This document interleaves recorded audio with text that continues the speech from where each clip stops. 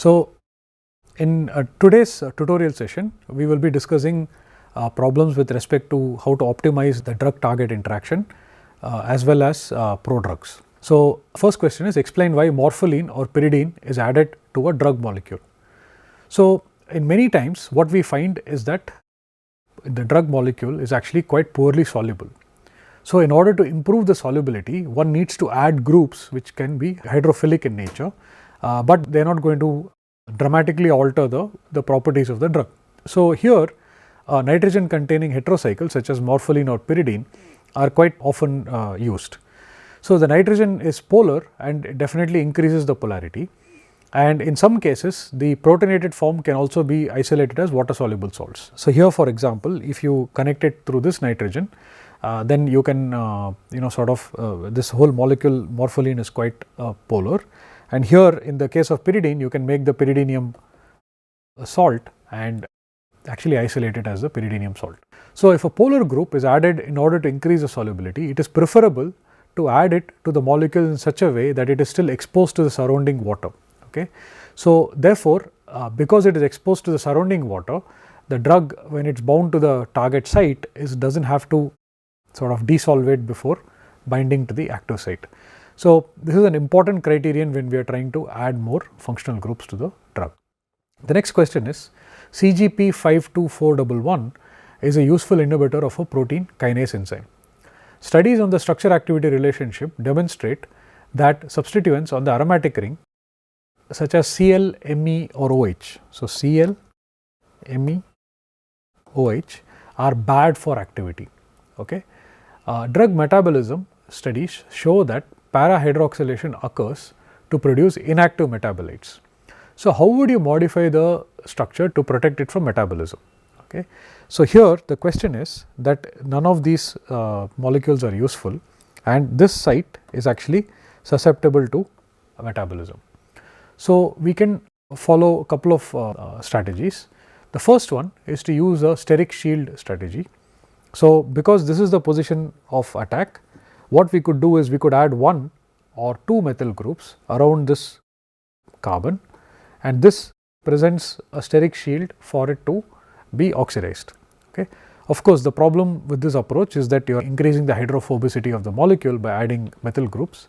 So, what we could do is we could first add one methyl group in the meta position and see how susceptible it is to oxidation, and then follow it up with a second one if necessary. So, just to recap, steric shield is very useful concept because it helps in preventing chemical and enzymatic degradation. So, for example, esters and amides are particularly prone to hydrolysis.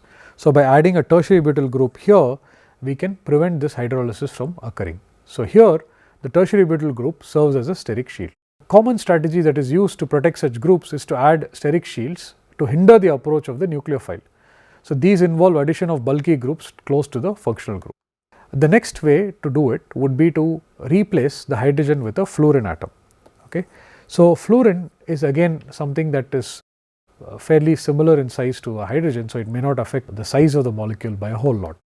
So, this concept is known as a metabolic blocker. So, one of the ways to prevent metabolism or to inhibit metabolism is to use what is known as a metabolic blocker. This we have studied in class. So, the para position here, which X can be replaced by fluorine. So, this molecule which is shown here, which is X equals hydrogen, was actually had excellent anti-cancer activity, but it underwent oxidative metabolism at the para position. So, when the fluoro substituents were successfully added, this molecule actually was quite resistant to metabolism. Another approach is to replace the hydrogen with a deuterium isotope. So, as we know that the deuterium isotope effect may be operational, and that is the carbon deuterium bond is more difficult to break compared to a carbon hydrogen bond, and this may help slow down the metabolism at that position. Next question is explain the concept of group shift in drug optimization. So, group shift is nothing but replacing or removing a metabolically vulnerable group if it is possible. Okay. And this group concerned is not involved in the important binding interactions with the binding site. But if the group is important, then we will have to use a different strategy. So, first one is to use a prodrug. strategy where you can mask it with a temporary group and then remove it during metabolism. The second one is to shift the vulnerable group within the molecular skeleton. So, here is an example. So, Salbutamol, which was introduced in 1969 for the treatment of asthma, is an analogue of the neurotransmitter noradrenaline. So, this is salbutamol and this is noradrenaline. Noradrenaline contains a catechol structure which contains two ortho phenolic groups. So, one of the problems with this catechol compound is that it is metabolically susceptible to methylation of one of the phenol groups. So, as both the phenol groups are involved in hydrogen bonds at the receptor site, methylation of one of the phenol groups actually disrupts the hydrogen bonding and makes the molecule inactive. So, here is the hydrogen OH which then undergoes methylation, and since this has no interaction, then the problem is that this becomes inactive. Okay. So, this reaction is catalyzed by catechol O-methyl transferase. So, for example, if you now use an analog, this OMe compound, it has been found to have has useful anti-asthmatic activity, but the effect is of short duration because the compound is rapidly metabolized to the methyl ether. Okay. So, if you use this analog, for example, it is quite good, but it is going to be rapidly metabolized. Okay. So, removing the OH or replacing it with a methyl group was also tried, but these also were found to be inactive because of the important hydrogen bonding interaction. So, therefore, we are in a situation wherein we need the hydrogen bonding capability, but we can't put a phenol ring there because it is going to get methylated. So, this problem can be solved by shifting the group. So, what we do is we shift one of the phenol group to make it a benzyl alcohol. Okay. So, once you do this, then you are making the molecule, if you convert a phenol to a benzyl alcohol, then you are making the molecule less susceptible to the metabolic enzyme, but the receptor binding site may still have activity, and thankfully the receptor appears to be quite lenient over the position of hydrogen bonding. And of course, it is interesting to note that the hydroxyethyl group is also acceptable. So, you have CH2CH2OH or CH2OH, both of these are acceptable to the molecule, to the receptor binding site. Okay. But if you add one more carbon, then it does not work. Okay. So, beyond this, if you add 3 carbons between the benzene ring and the alcohol, then it is too large to fit. So, this also suggests to us that there is a binding region within the receptor binding site which has an available volume. Okay. And then this volume is what we need to sort of work around. So, if you are able to find the right molecule or the right functional group which can fit in this volume, then it is possible to develop the metabolically more stable molecule. So, this is an example of a group shift.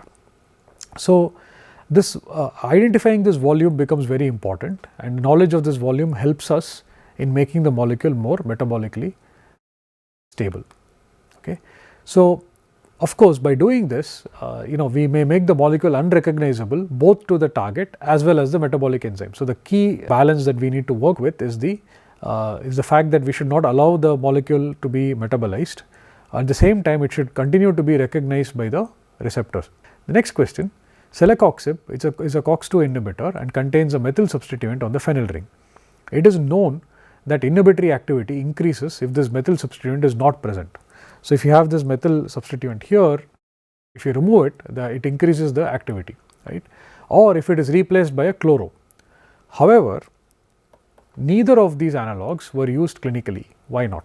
So, in order to address this question, we can think about what happens if you remove the methyl group. So, if you remove the methyl group, then the compound itself might be active in the real system, but it is actually susceptible to oxidation. So, once you form the hydroxyl group here, then this compound perhaps is not active. Now, if you replace the hydrogen with chlorine, then what we may actually end up doing is we may be increasing the hydrophobicity at that center, and this may actually result in poor bioavailability. Suggest a mechanism by which methenamine is converted to formaldehyde under acidic conditions. Okay. In order to address this, let us go back and look at how this molecule works. So, methenamine is a stable inactive compound when the pH is more than 5, okay. But in acidic pH, the compound degrades spontaneously to generate formaldehyde. So, the first step perhaps is that it gets protonated over here, and then probably water attacks here and kicks this out, okay. So, this may be one mechanism by which you generate a formaldehyde like molecule, which then undergoes further decomposition to produce formaldehyde. But the beauty of this molecule is that in the normal pH of the blood, which is 7.4, this passes around pretty much unchanged. But once it reaches the urinary tract where the pH is quite low, that it degrades to generate formaldehyde, which has antibacterial properties. The next question, acetylcholine is a neurotransmitter that is susceptible to chemical and enzymatic hydrolysis. Suggest strategies that could be used to stabilize the ester group of acetylcholine and show the sort of analogues which might have better stability. Okay. So, here is acetylcholine, and this is the bond that is going to be cleaved by esterases. So, in order to improve the stability of this molecule, what we could do is we could make a cyclopropyl ester, we have already looked at it previously, or we can use a tertiary butyl molecule which is called a pivolyl group, or we could also introduce maybe a slightly longer chain aliphatic molecule with either an aromatic side chain or just an aliphatic side chain. And the last strategy that might be used is to use an alpha beta unsaturated ester.